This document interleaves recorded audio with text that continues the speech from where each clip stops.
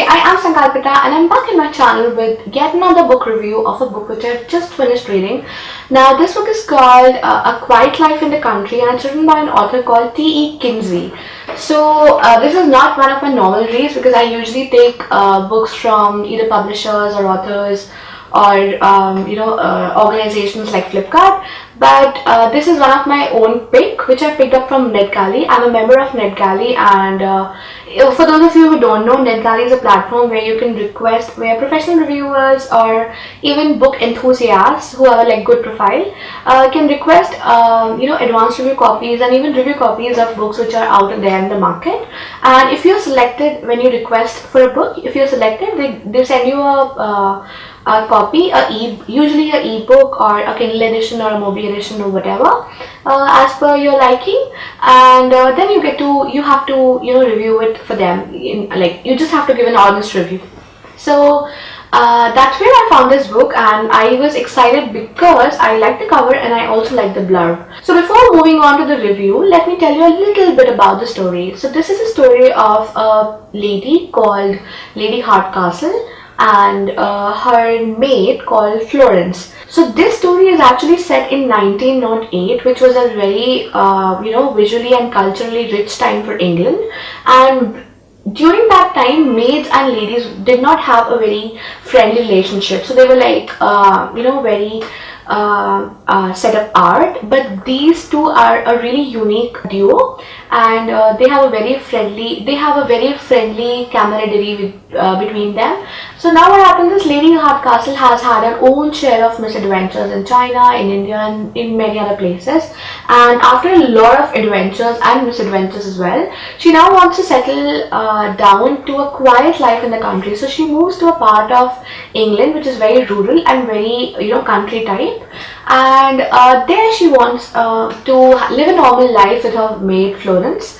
And but before long, what happens is there's a murder in the town, and the lady, being the usual self, she does her own bit of inquiries and investigations, and she comes to know that the police is actually after the wrong man. So now what happens is the story, and which I'm not gonna tell you.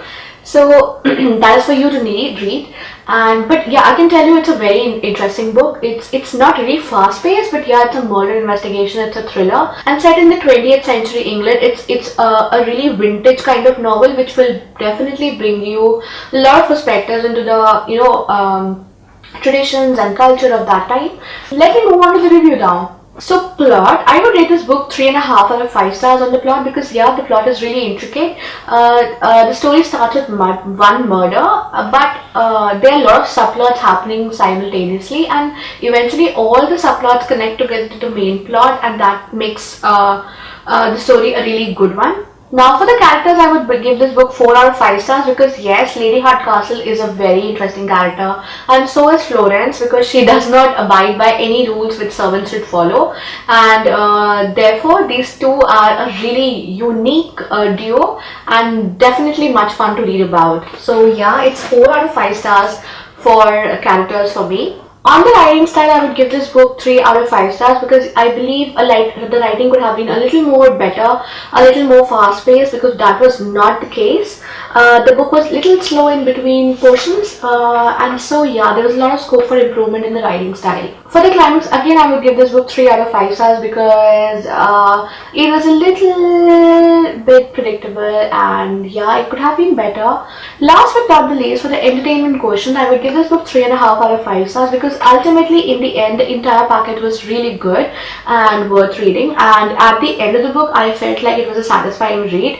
The vintage setting combined with this unique duo of lady and her maid, combined with not one but 2 murder mysteries, and added a lot of flavor and enigma to the entire story, and that was why I enjoyed it so much.